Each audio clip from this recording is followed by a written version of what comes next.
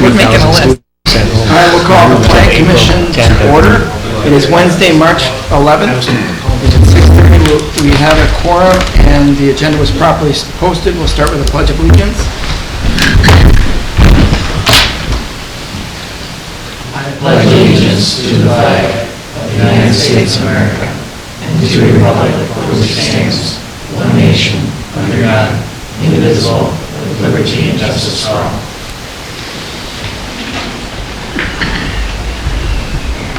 Item 4 is public appearances, public's opportunity to speak on any subject that is not a specific agenda item. And this one is a specific agenda item, so we'll move on from there. Item 5 is discuss and consider the meeting minutes from the Plan Commission on February 12th. Motion to approve the minutes as presented.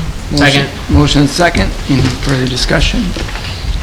Having heard it out, all those in favor? Aye. Anybody opposed? Anybody abstain? Motion carries. Item 6 is discuss and consider request from Miracle League of Dane County for the approval of a site plan for the ADA accessible baseball field in Bakken Park.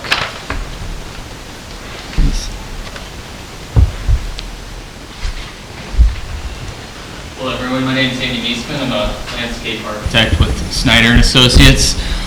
Together we're helping the Miracle League Field of Dane County put together a set of plans for a Miracle Field here at Bakken Park.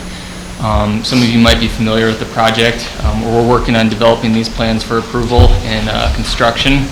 Right now the Miracle League is in their fundraising efforts, and we're gathering all that information right now, but producing the construction drawings to move forward with the plan and get all that stuff squared away for square footages and estimates.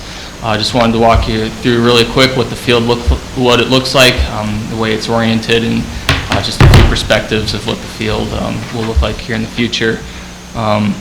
First of all, we've considered kind of three main ideas around our design, how you would approach this field. So we've oriented it at the northern side of the site right here to create a little bit of an experience as the users enter the site, with a plaza space that's dedicated for gathering of families and players before they enter the field. Also, we considered just the shortest distance we could for ADA compliancy and getting users to the field. A lot of the kids and older adults that will be using the field are disabled, so getting the shortest distance from the ADA compliant stalls here to right here was your most direct path to the field. Also, we felt this orientation kind of celebrated the area a little bit more, and we didn't tuck it behind the existing playground here, which is going to stay, so it's going to be a little bit more visible for everyone entering the site. Also, we wanted to orient it this way, keeping this plaza space off the main circulation route of this path that's going down this way, and with future expansions out to the southwest here. So there's a little bit more room, breathing room up here as kids and families spill out of the field. They're not going to be interfering with anyone else using this trail in the park. There won't be any conflicts like that.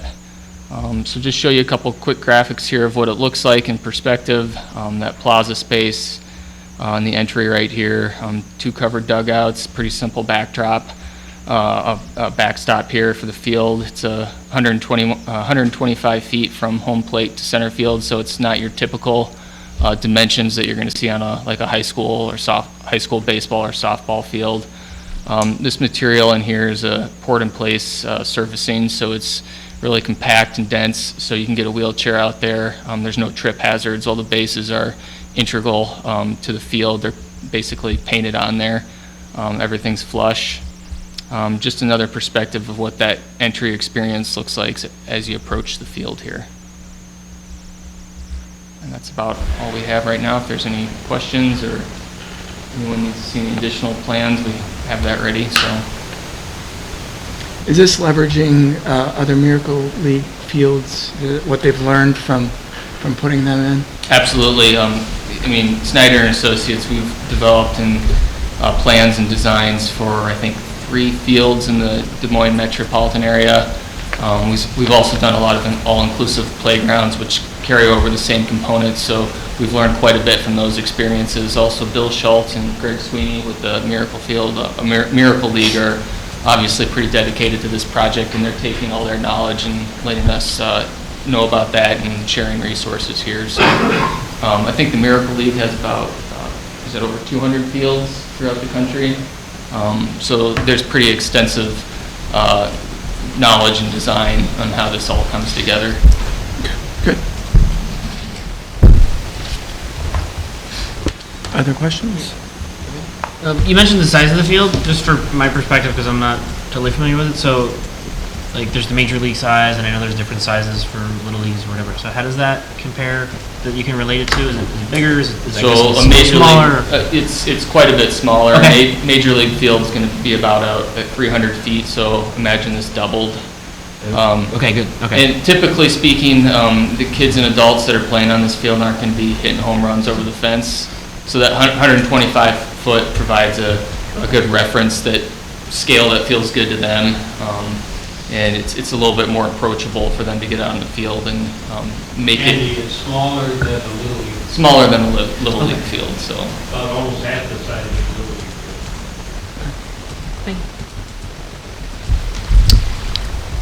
field. Aaron, you had a memo in the packet as well. Yeah, just a couple of, I think, fairly minor comments.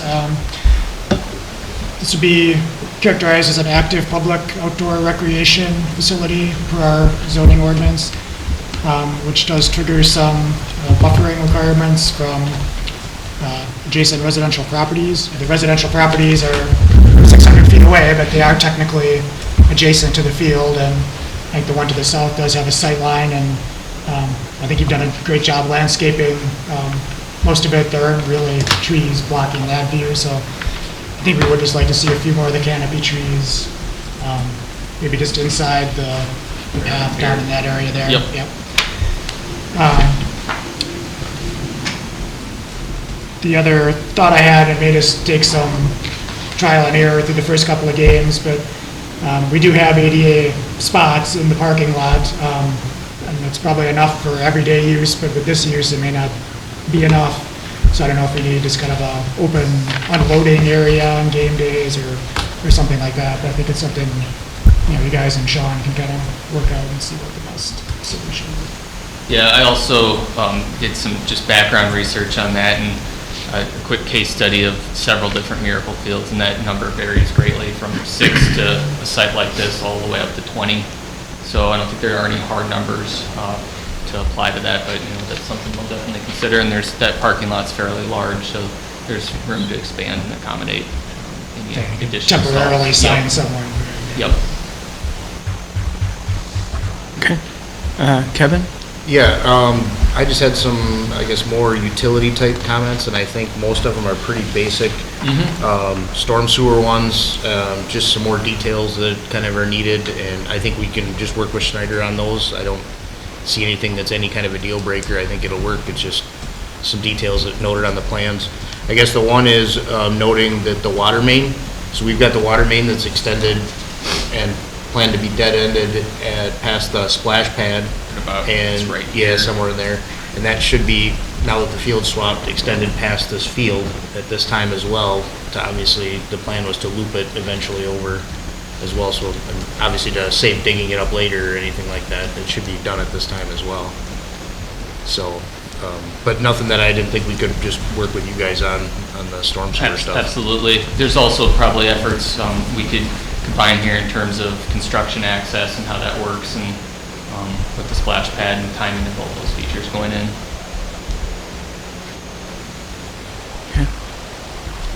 No lights? There will be lights on the field. Right now we have planned for 4 lights, one right here, one right there, one right here, and another one right there. Okay. How late do the games typically run? Greg, do you have a good answer? Typical, What was it, but, how late do the games typically run? we probably had 2 games, 5:30 and 7 o'clock. And as we get later in August, we may need the lights. I was at the Milwaukee field. They have those 2 sets of lights like we put in there. They've hardly ever used them. If we ever go away from daylight savings, we probably need lights. But if there is lights, it may be for a half hour, an hour at a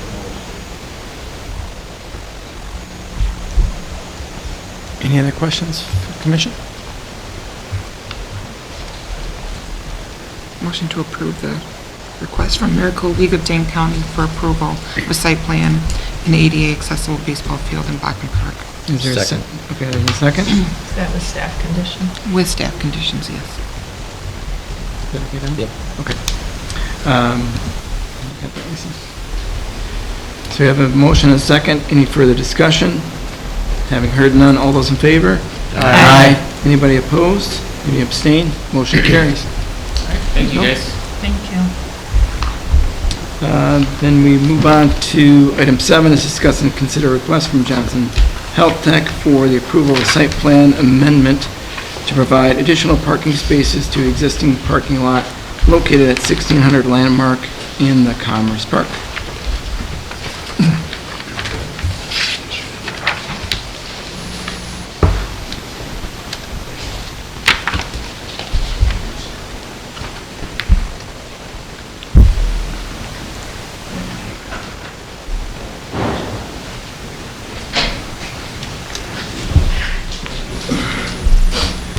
Good evening, I'm Gary Blazik with Veerbecker and Todd Fossum from Johnson Health Tech. What they're looking for is to gain some additional parking stalls in their existing facility. We submitted a plan. I'll give you a quick overview here of it. They're trying to pick up about 40 stalls, which they need. The main parking, the big parking lot on the north side, they'll pick up a majority of them here, that's shown in yellow. And then the other parking lots, they'll be sporadic, a couple here and a couple there. So really, that's part of what they need. My understanding is you could use more, but at this time, they're trying to get at least 40 of them to at least trying to keep some of the people from off the driveways and whatnot. So we're trying to find 40 locations for stalls at this time for them, and that's kind of what we're here for, is to try and get approval, at least go ahead to move forward with developing some plans to take care of this. Anything else you want to add? No, we just keep growing as a company, and parking is at a premium right now. So we're trying to find as many spots as we can within our footprint to add in some spots there. Do you know about how many people currently park on the streets? On the streets, we probably have about 40 to 60 people on the streets every day. If you go out there, you can go around our building, and it's right on usually both sides of the street on Gaston, Landmark. And with construction going on across the street, that the window cleaners, it's taking up some spots that we usually have. So.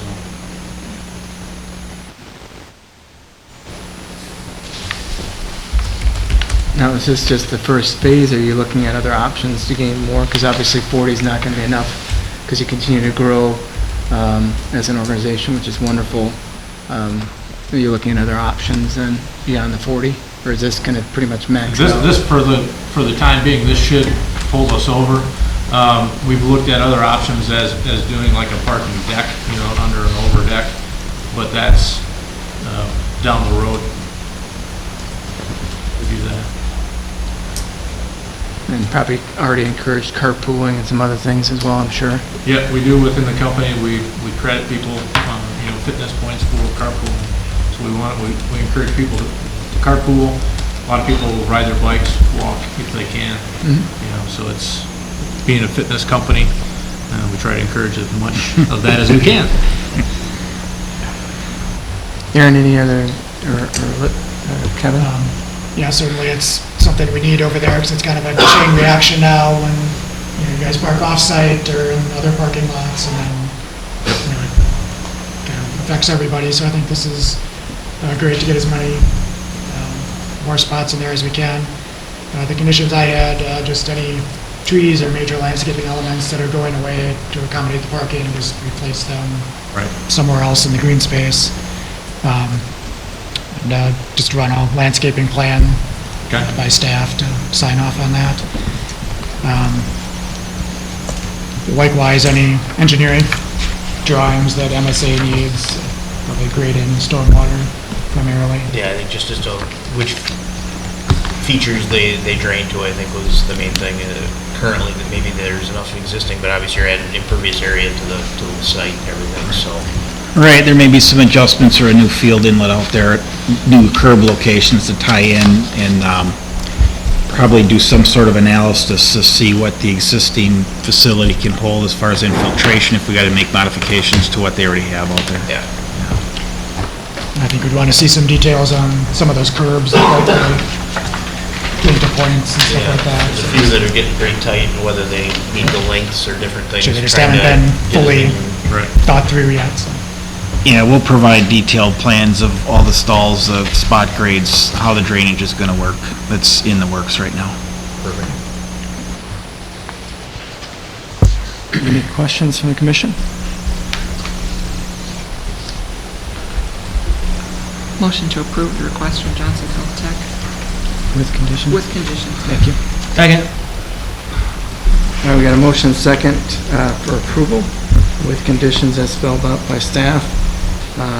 No more detail, obviously, coming, and certainly the runoff. Any other discussion? Having heard none, all those in favor? Aye. Anybody opposed? Any abstain? Motion carries.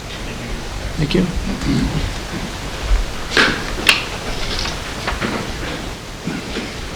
All right, then moving on to item 8, discuss and consider the final plat for Kennedy Hill subdivision located in the town of Cottage Grove within the village of Cottage Grove's extraterritorial jurisdiction.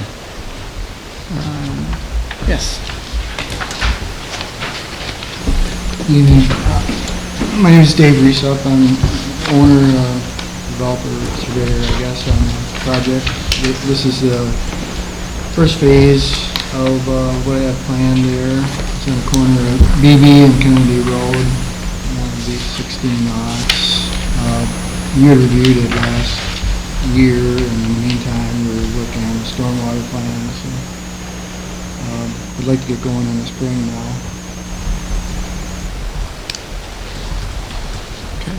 And the memo on, Yeah, so as Dave said, we looked at this, I believe it was last July, the preliminary plat was approved. So it falls within the window that he had to provide the final plat. By statute, if the final plat is substantially similar to the preliminary plat, we would have to approve it. There are some differences, but I think generally it's pretty similar. I think the stormwater pond got bigger, that's probably the biggest. Yeah, it got about twice as big as I thought it was gonna. But otherwise, the network is more or less the same. The curve of the streets may be a little different. But I would say similar enough that I'm not concerned about those changes. Just a couple of things we asked for in the ordinance that we would need to see yet. Are you going to have streetlights? No, no one asked for them. The town wasn't interested in them. Okay. If you did, we'd want to see where they're going, but if you're not, that's fine. Are you going to have covenants or? Yeah, we're just finishing them up, developers agreement and owners association. If you want to send a copy of those over when you're done drafting them up. And then just kind of a note that the village will authorize lot sizes less than an acre, as long as that's also approved by the town board, which the town has looked at this, and they're obviously okay with the lot sizes. And Yeah, well, there'll be septic and wells, so we need a little more room there. so we recommend approval with those conditions. I move approval for final plat for Kennedy Hill subdivision located in the town of Cottage Grove within the village of Cottage Grove with conditions as set forth by staff. is there a second? Second. Motion second, any further discussion? Yeah, I was so the town board has approved this then? Not quite yet. The meetings will be the end of the month, but one of their conditions was that you approve it, so since you're extraterritorial, you come first, I guess. Okay. And then, and Dane County has approved it? Yeah, they approved it last year with conditions of you approving it and the stormwater approval and county highway, several items that have to get checked off. And then, were you able to do the conservation easements yet? Yeah, those are, I haven't offered to purchase those, and those will be signed the end of the month, I believe. So I want to get them too far in advance so they're not inexpensive, so. And so is that part of, do you need those before the town approves? Is that part of the condition? I need those before the town signs the final plat. So Okay. should be forthcoming.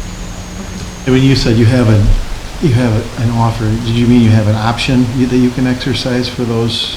You have the legal right to exercise those Yeah, TDR? sign agreement. Yeah. And it's been reviewed by Dane County and they're satisfied, so I just have to finish it and hand over the money. Any other discussion? We have a motion second, then, all those in favor? Aye. Anybody opposed? Any abstain? Motion carries. Thank you.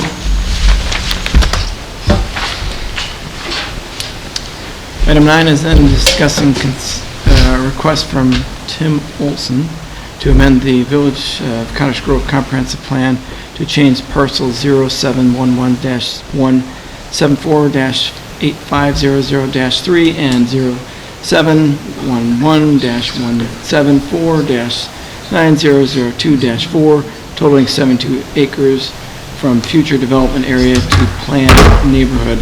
And again, this is for information only. It's no action required this evening of the commission. Hi. Hello. So recall last time Tim was here, we just kind of generally looked at the area, and Tim was asking to add the parcels to the west to the comp plan, so the whole chunk of land there could be designed and coordinated together. Tim and I have sat down multiple times between then and now and kind of sketched different ideas out, and what you have up there is kind of the concept as it sits right now.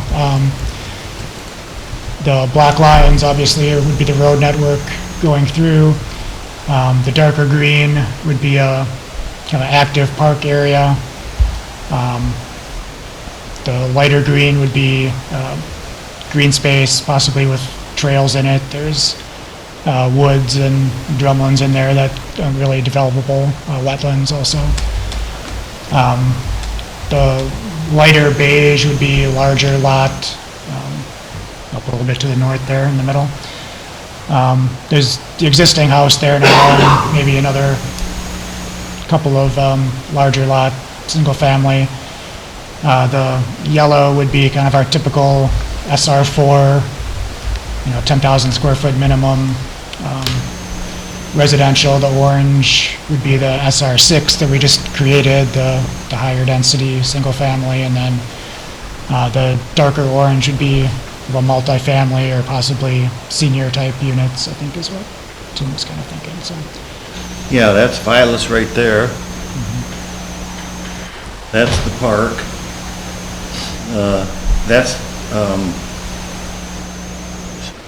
But anyways, that's the parking lot across Vilas. That's where the rugby fields are. Here's where the soccer fields are.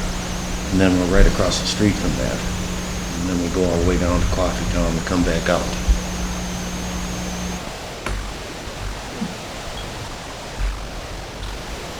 But it kind of lends itself to, like, there's, everybody's got to go to play soccer.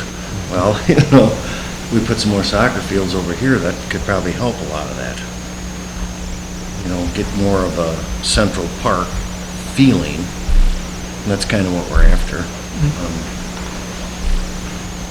we'd work with the Parks Department, obviously, on, I guess, whether they want to park there, and then what ideally it would get used for. Yeah, we're very flexible in what can happen, but it kind of looks good. You have to get through all the way back and make the loop, and that's kind of the key for what we see. But the bike trail coming out of the park would still be a component of this as well. Yeah, that's right here. Are we asking questions? Yeah, sure. Oh, okay. One thing that comes up with a lot of these roads in the back areas like this is, can the road handle the added traffic? So it's really for MSA. I mean, do we have to, is that road, Violet, gonna have to be widened? Is that designed for the density that we're looking for, those types of things? Bus routes, you're gonna add traffic. Right? Yeah. So is there improvements that we have to consider when we go to the next update of the comp plan, or whatever it is that you're looking for, beyond just Yeah, that's new kind of the stuff? next level. Okay. If you guys are kind of okay with this sort of layout and density, then that's probably the next step to look at Okay. any public improvements that we have to be associated with. That came up before, Alex. Okay. On Vilas, and I thought the way it's sat now, it could handle, I mean, we were way underutilizing the capacity of Vilas right now. I remember Yeah. in general, as currently constructed, I mean, there may be more urban-based improvements that the village may want, so I don't want to speak to improvements that MSA might want to add in here, but I seem to remember the traffic could account for 10,000 cars a day as currently constructed on Vilas, and right now there's around 2,000. Yeah. So this would add, it'd be pretty negligible in the grand scheme of things. Once it gets above 10,000 cars a day, then you have to consider 4-lane or additional turn lanes and things like that. Does it also, I mean, with your review, does that also review the speed limits and those types of things come up? Is that Absolutely. part of that? Yeah. Yeah, because I know that road can be fast, and I see a lot of bicycles on that road as well sometimes, so it's a well-used road, it's a good artery to maintain. And there's a town landowner further west, and if you want to point to that, Tim, where they're kind of looking at development, a town subdivision potentially. So the town might have a role in any improvements to Coffee Town also, if they're gonna. They have a receiving area there. Now, we still have it as rural in our comp plan, so it's something we'd have to kind of work out if we were gonna allow that or not, but it might be contingent on them helping out with, some of the road improvements. So you had come here last year, was it, with a different plan for that area that now is all nature preserve or nature area? I can't read it. I need glasses. So was it just too foresty or something to do houses in? Well, it just kind of fits to, if you go into what a planned unit development is what fits there. And then, because then you can maintain all of that ridge and those pine trees and the personality of that land, which is, it's quite nice. I don't know how familiar you are, but it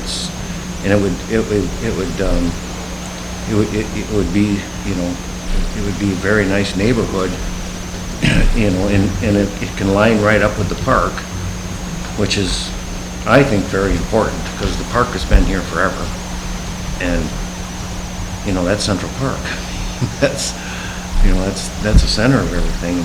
We get a little bit more land there and this and that, and it just seems to make sense. I mean, It sounds like the way you've been talking, the developers you're talking to kind of need these extra units to the west to financially make the whole thing work. yeah, mostly. and it all has to go together like that, but then you maintain the integrity of that land, and which is, that's a big part of all of that area.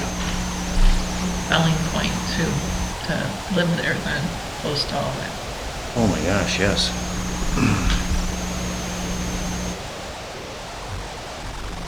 This also avoids, I think the earlier plan was we were gonna have multiple driveways going onto Vilas. Right. So that avoids that dilemma as well. Just a couple roads instead of multiple driveways with this plan. Yeah, yep. Much better. And then the other piece of this is you avoid having to have a turnaround for fire trucks or whatever and trying to accommodate that with a bullnose or something of that sort, because this is just flow through with multiple roads in and out. Makes a lot more sense. So mostly just looking for feedback, and if everyone's okay with this, we'll just keep moving forward. Yeah, it looks good to me. I don't know. Yeah. Keep her moving. Well, it's only 31 years, Doug. You're getting closer. Dang it. Any other comments from the commission? Thank you. Thank you. Thanks, Tim. Thank you. I appreciate it. Next item is item 10. It's an update on Monona Grove School District Elementary School Project. No action required on this. Aaron sent through to the commission a memo, actually two memos. One he put together in response to the school district's memo. It seems we've moved away from the initial agreement that this board, commission, and the board approved as far as annexing of this this development, which is unfortunate because now we have problems with Bus Road and what that looks like. So the engineering folks have been working on the alternatives, ultimately looking at, you know, is this safe for the kiddos to get to that school? So this is just open information only. Hopefully we can get to some sort of agreement fairly quickly, because before you know it, we're going to need to break ground on this for them to meet all their deadlines. You're gonna go slow the way we had an agreement, and now there is no agreement?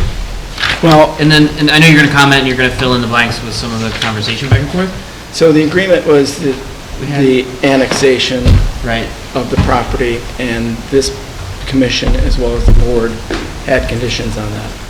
Then you move to the next step with actually putting together a formal developers agreement, and that's where we've been for the last several months. I would categorize it as that there were approvals, and then staff's been working on making sure those approvals are properly laid out in an agreement. And, you know, we've had various meetings and conversations and compromises, staff v. staff. And what we're seeing here is ultimately, once we got through all of that, where the school board was at, and the school board was communicating with our board with that letter, and then Aaron put together a memo to put some context to that. So, So we've drifted, just to summarize it, so I'm wrapped around, Yeah. sorry. We had approvals, staff was directed to work with staff, make it Yep. sync, and that did not, prior to a formal approval, right, so we had these, right, right, and that never occurred, so we don't have, prior to an agreement, so we have approvals, looking for an agreement, don't have an agreement, right? It's essentially it's a contract. It's a contract between the village and the district, which is where we're at now, trying to put that all together. But So the everything original stipulations are not now some of them in the Not- contract. And not necessarily, basically what happened is, and as you'll see from the memo that was shared, there was a difference of understanding, or at least an expressed difference of understanding as to what was approved last year. And, you know, the district made the statement that they were unaware that when the administrator said, we accept, you know, we can proceed with these conditions, they were unaware that one of the conditions was to do a full boulevard upgrade to the entire length of Bus Road along their boundary. So that's about, well, it's more than a quarter of a mile. It's a 60-acre parcel. So they were unaware of that. For whatever, regardless of why that occurred, they have not budgeted enough money to complete that required action. And, we've done some research on,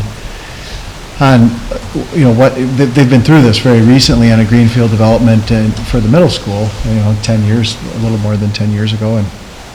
And the total costs here are really doing all of what was required are very similar. In terms of the time value of money, that's almost exactly the same, but they had gone to referendum prior to really any formal review by the village of what would be required here. And there were some assumptions made about initial discussions being all that would be required. And so, we're trying hard to not go tit for tat on any of this, but because, there's a project that needs to move forward here, it's this far along as it is. And so, our idea was to attempt to find a temporary, less costly, but still, as Chairman said,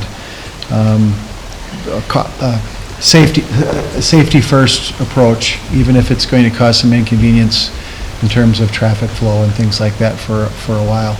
And that's MSA has put together. We just received that a little bit before I left to come here. And that's not to say that's what's going to happen, because that's going to be an option for the board to consider next week. And but the idea being, okay, if we don't move with the full bus road improvements today, and we delay that for 5 years, what can we live with from now until then in terms of having confidence that people will be safe? So just to clarify, there's two parcels, right, coming off of BV. There's the first set, and then there's where the school is being built. You said, so the parcel that adjacents there, somehow, and then for clarity, I thought we were asking they do the whole thing down to BV. No. Just there. Last year, we only asked for that section that they had. Okay. And this traffic light, I think, too, was that part of? So it was an improvement to the intersection of BB and Bus, and then just their section would be boulevard style, both sides. Well, the whole road will eventually be boulevard style, but they just wouldn't be responsible for more than their share of the intersection and the bus road segment that's along their boundary. Right, their boundary section, right. So there's some things that have been done in this, really all of the conditions remain. All of the conditions remain. There's some timing allowances that have been discussed, both with respect to some of the road connections in the northeast part of the property, some of the public utility infrastructure in that area, which is really very good, because where that road goes may very well depend on what happens to the north and what they decide to do with that northeast part of that property. And then, there isn't a condition that I'm aware of that's been eliminated. It's just about timing. Because this to me is just a tactic on their end. I specifically remember, Matt, when there's 2, if not 3 school board representatives sitting right there. They stood there, they sat there silently, not acknowledging or saying a word. And Matt specifically called out those conditions of the road connections to the northeast, the bus road, and whatnot. So for them to say it was a surprise is bunk. They knew full well. Matt indicated in meetings with them separately that they would never acknowledge or want to talk about. They would just be mute, completely mute on these. So this, in my mind, is a tactic that they're using to try to weasel their way out of conditions that were set forth. And the fact that their engineer didn't plan for this or budget for this isn't really our problem. I know we need to work with them, but I think this is basically a tactic. And just like Aaron wrote in his memo, this timeline is their point of view. You know, they're basing some of their knowledge or some of their points on an article in the Herald Independent, you know, as fact. Some of their other points here, I don't agree with. It's not my take on what happened in this room in our discussions. Your take on that is very consistent with what we've heard from most everyone else who was involved in this. I can say that as far as whether or not this is something they're trying to do to get out of it, they will end up spending more money if the village is able to come up with something it's comfortable with to allow them to delay some of these costs. because some of what they do in the short term is going to be wasted, really. It won't be, certainly won't be at the end of its useful life, and it'll have to be eliminated.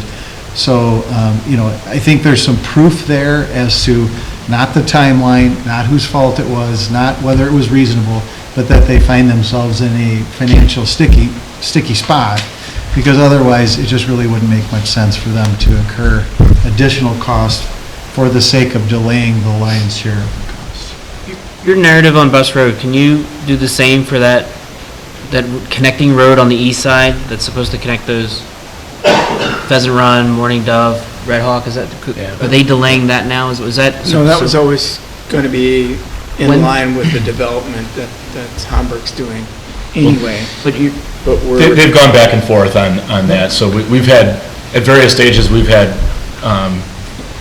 what we felt were compromises that basically we thought we could have an agreement, provided the school board would agree to it.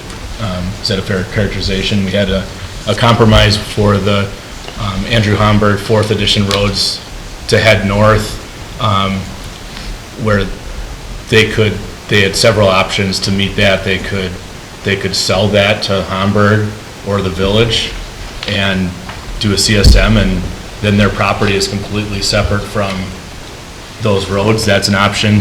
They could put the roads in and develop them themselves and make money on it to help pay for other improvements.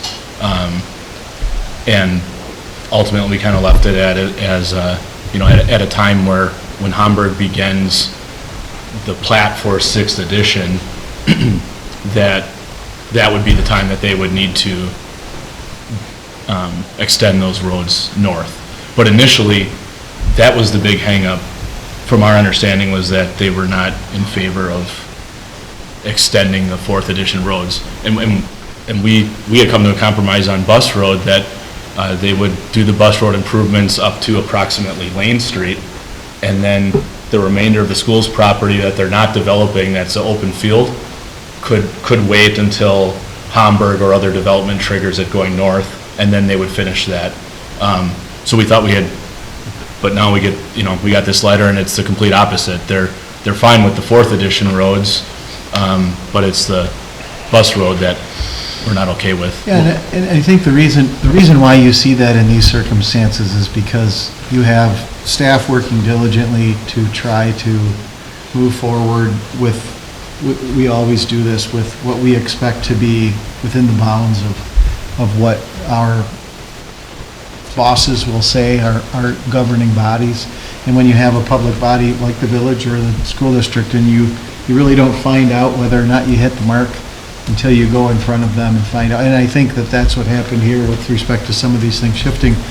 There were board members who were very adamantly, district board members who were adamantly upset about having to complete the Pheasant Run and other roads. I can tell you who it was. Because they said, we don't have that doesn't benefit our project. And I don't disagree with them. I mean, those roads aren't to serve that project, but it's part of how we develop. I mean, by choosing that site, we altered the village's plan to run those roads through to bus. And so we have to come up with an alternative, and the alternative was connect them together and run them up. And so to say that there's not a benefit to the district there is not inaccurate. And that was just something a few people had trouble wrapping their heads around, why they'd be required to do it.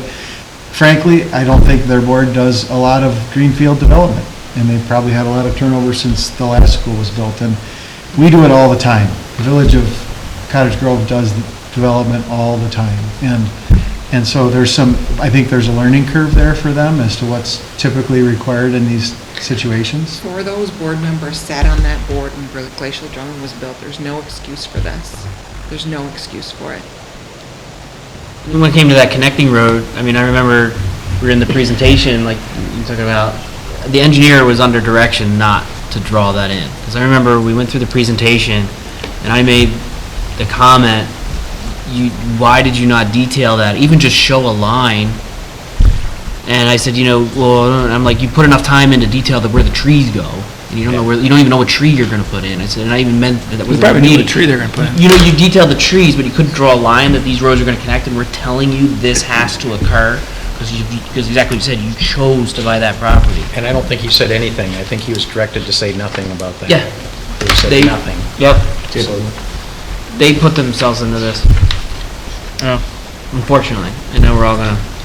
Well, I mean, the bottom line, it looks to me, is they requested 10% of what it's actually gonna cost.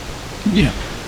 And there's no effort at this point by the village to, somehow meet a dollar target that they've laid out in their memo. The effort by the village right now is to design what would be an acceptable temporary set of improvements to that corridor so that it satisfies, not the long-term expectations, but safety and functionality for the short term.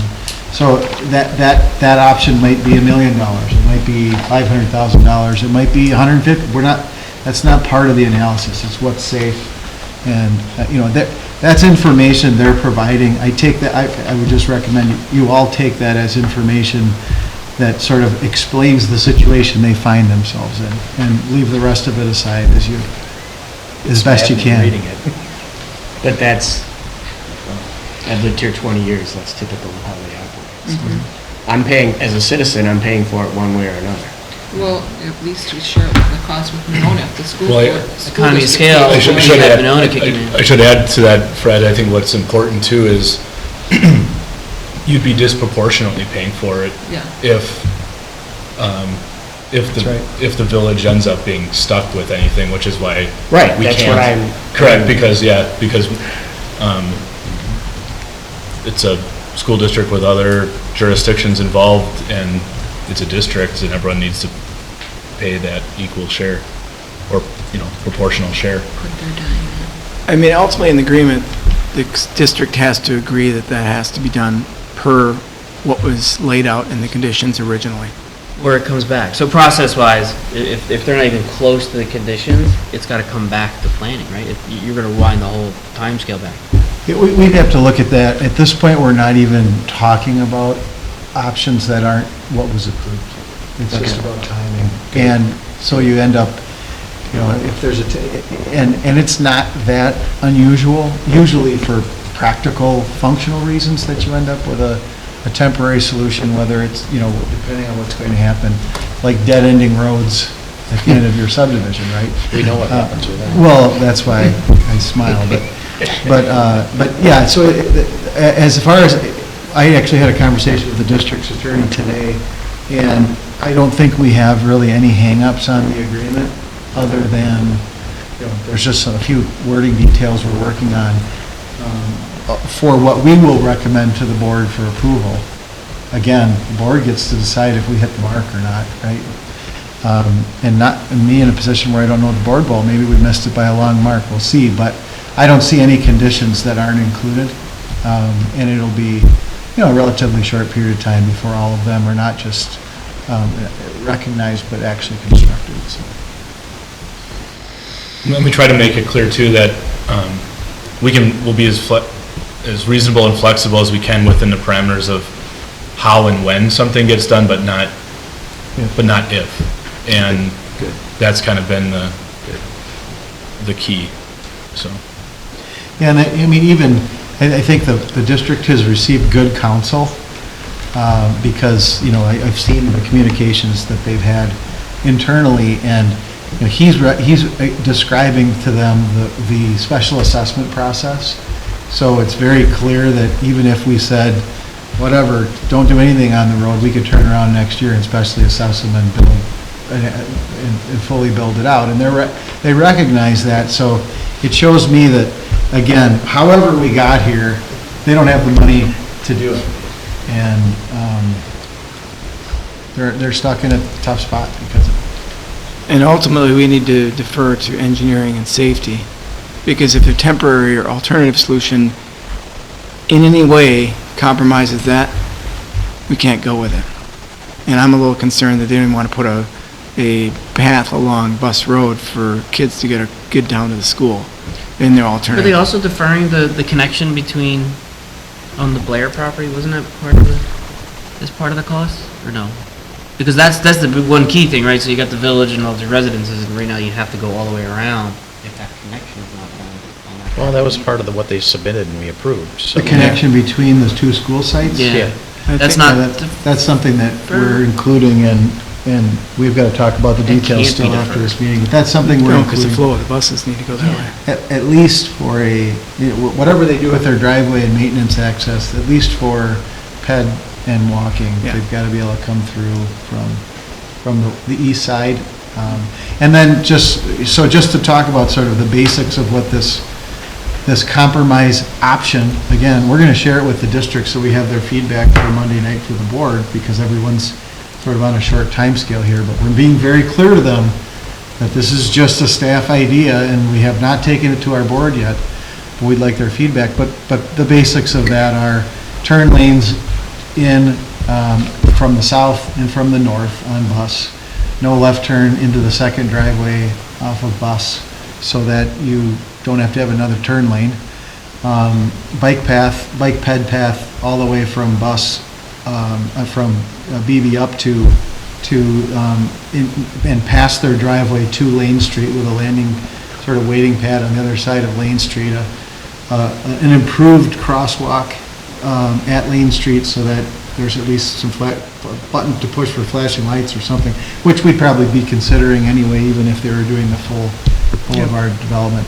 And then, and to be clear, the bike trail portion from BB up to the school district's property will be the village's portion to do, as we would do the bus road, as we were planning to do the bus road improvements along that Blair property. And then lastly, connection off the east side of the property into the Pheasant Run area and/or Glacial Drumlin, so that there's foot and bike access from multiple directions that are safe. And just to add, there's a lot to coordinate because Shady Grove, Andrew Homburg, and the county are also participating in the intersection improvements and then certain BB improvements. So there's a lot of, everyone's paying their fair share. So to be clear, the district has not asked for any special concession on their portion of the intersection improvements at Bus and Cottage Grove. Yep. We're just talking about the actual improvements to the road itself along the edge of their property. The most expensive part of what's left. Makes me wonder what else they didn't budget for. That's not our, Well, they did such a good job at Glacial Drumlin, what are you talking? all right, any other discussion from staff or comments or questions from the commission? Again, this was to keep the commission up to speed on what's going on. The village board next Monday will be taking a lot of this into council and looking at what we have from engineering at that point. I know engineering and Aaron have been working diligently to try to put this back together. We just got this memo, a week ago or less? So it's been a scramble, but so I certainly appreciate their efforts to trying to sort through all this and come up with something that's ultimately going to hopefully work. And again, as has been said, more than likely we'll be ripping stuff out in order to bring it up to where it was originally agreed to, but if that's the case, that's the case. Assuming it's safe. All right. Item 11 then is discuss potential amendments to the zoning ordinance related to conditional use permits. Again, this is no formal action at this time. So Aaron, you've got a memo? So there's two pieces to this. One is a table that lists basically every land use in every district and whether it's permitted or conditional. So the red Cs are the conditional uses, and those are kind of the ones we're focused on, how we want to treat those going forward. As you recall, Larry and I kind of explained this last time with the changes to the state statutes, we're kind of in a position where we have to approve a conditional use if they meet the conditions that we list in our ordinance. So we want to go back through all of those uses and see, do we want to keep them as conditional uses? And if so, we'd want to make sure we have, some airtight conditions that we can put on them, or we can create overlay districts, which are not treated the same way per the statute. There could be some of these where we're actually just okay with them and we want to just make them permitted in certain districts, or there may be some we just don't want to allow at all.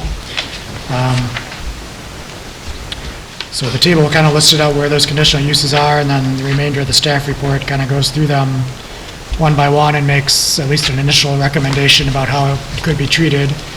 I guess it's up to you guys if we want to go through them one by one, or if you just want to pick out some that you maybe had thoughts on or had other ideas how we should handle them.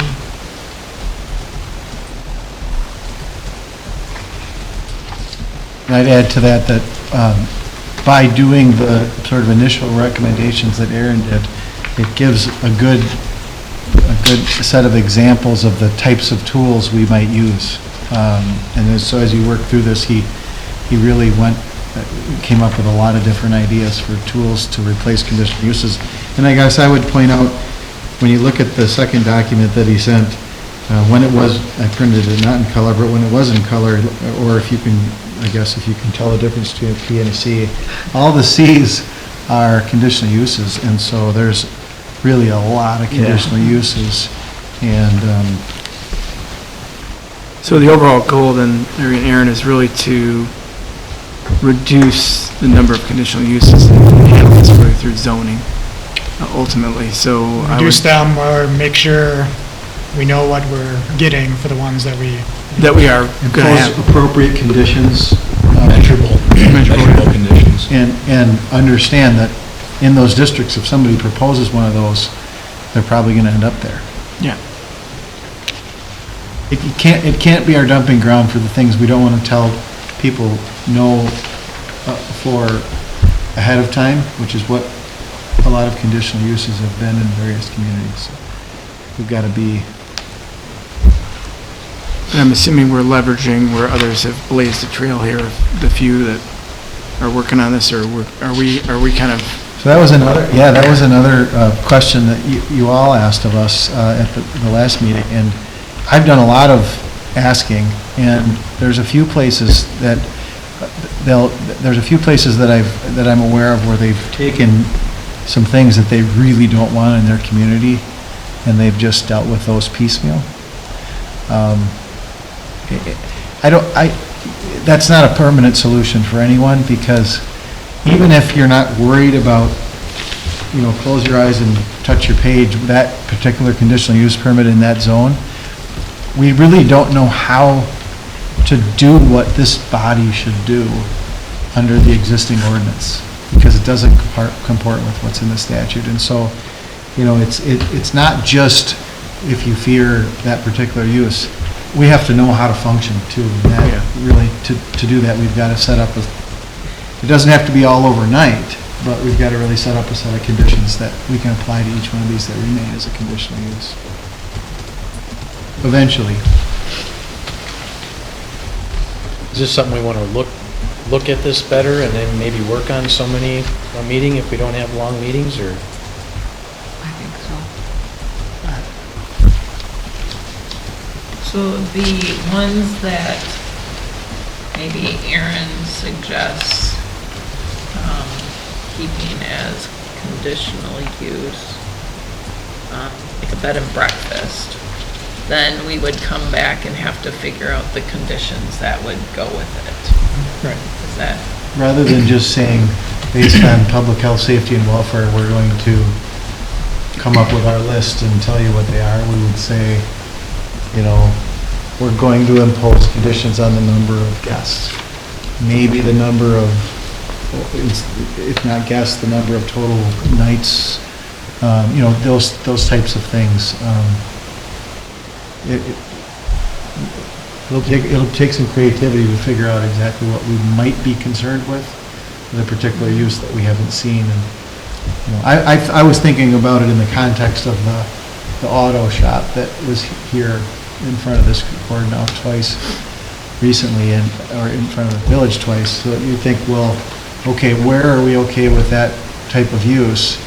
And what would we condition it? Parking, outdoor vehicles stored outdoors, unlicensed vehicles, you know, so that's the kind of exercise we're going to have to go through with each of these that you want to keep in conditional use.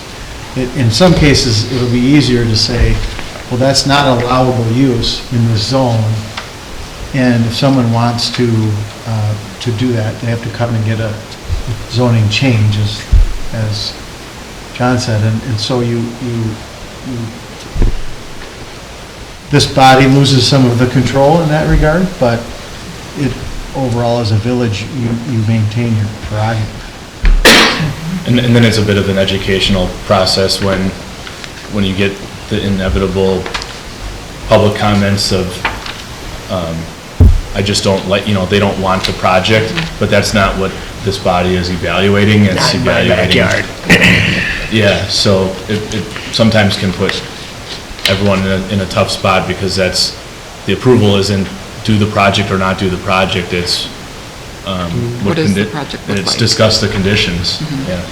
Yeah, so you'll see a lot of that, even as we haven't changed this, if there's testimony about preferences, I will probably step in and say, you know, it's good to know what people prefer, but just as a reminder to the body, so that none of you start saying, well, I don't think we should do this because the neighbors don't prefer, you know, and so we have to make sure we don't even use those words.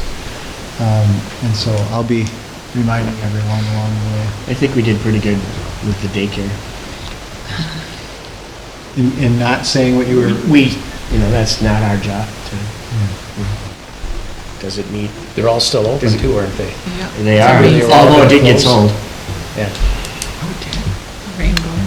So Aaron, what would you suggest the commission, how we tackle this? Because Maybe in the interest of keeping it moving forward, the ones that I recommended staying as conditional uses, I can start drafting up those criteria, and if you guys want to go through the list in more detail, you can always email me your comments or whatever before the next meeting. And yeah, ultimately I want to keep this progressing, because we want to make sure that we get this in place sooner rather than later, and certainly give Aaron what he needs to keep moving forward as well. I think as a parallel to that, I would want to know if there's anything that people are really worried about. Because I think we can do a zoning code change to just pull those out and set them aside, at least until we get back to them. So that would be something, probably an assignment for everyone on the commission to review and say. So a moratorium? Well, we would just make it a prohibited use, at least temporarily in the zones where we're concerned about that. We wouldn't even have to do a moratorium. On a quick look, there was like mobile home was allowed in one of the districts, and I guess I would just nix that all together. so there are things like that, like migrant camp. I would have to look at the statutes to see if you're required to allow that somewhere. Okay. You know, the sexually oriented land uses is another one. I think most municipalities would just say we don't want them, but gets into freedom of speech issues that you have to allow them to some extent. So there's some kind of statutory research that would have to be done for some of these things. And when you say an overlay, what do you mean by that? So for instance, with mobile homes, for instance, basically, the overlay isn't a formal term. What we're talking about is designing a zone, another zone, like mobile home zone, if you will, and not having anything in the village designated as being subject to that designation at this time. So if someone wanted to do that, they'd come in and say, well, I'm rural holding or whatever I am, I want to change my zoning to mobile home. And that is a legislative decision. Again, while the village can choose to run some of those analyses through this body, it would be a decision ultimately for the legislative body, which is the village board. But the rules we're trying to thread a needle here around some rules that, those rules don't apply to that legislative decision. So we can just say, we don't want it. It's a zoning district that sits aside that someone can apply for, but the plan commission and board aren't obligated to approve it. Or you could just completely get rid of it and say it's not allowed anywhere, and then someone would come in and say, well, I want to do this here, and it's still a zoning code change. Changing someone's zoning from commercial to residential is a zoning code change, just like creating a brand-new zone for someone who comes with a use that's not permitted would be. So all of it, those things that you're really the most concerned about, you put into the zoning code change category, whether that be an overlay district, just making it a prohibited use that someone would have to come in and argue could be, make a new zone for me, whatever, as long as it's a zoning code change. Okay. Often used with quarries. What about airport?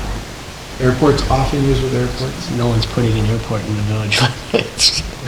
Unless we annex it. Another one. Well, the county wouldn't allow. So everybody's, is that okay? Everybody is going to look at the list and say, these things worry me, and then we can see if there's a more expedient, temporary. Thought form. If you want to Take send the bus road comments, approach to them, we'll take a temporary solution. if you want to send comments, send them to me, don't send them to each other, because that's, Constitutes a meeting. Great, thanks for doing this, Aaron. Looked like a lot of work. I didn't quite finish, there really isn't anybody that I'm sure there's so many communities, but I'm really not aware of others that are doing this now. Everyone is going to have to, so. We're usually on the cutting edge. This will be the kind of thing I told Aaron when he's done with this. Did we budget? He's gonna be giving a talk at the planners conference, because everybody's gonna be wondering how best to do this. All right, putting us on the map. Case study. Yeah, on the map. Right after the splash What pad. prompted all this initially, Larry, or just? This is just an enactment under state law. The state did it.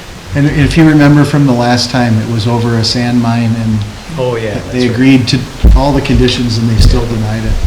And the Supreme Court said that was okay. So then they changed the statute. Okay. All right, everybody's got their homework.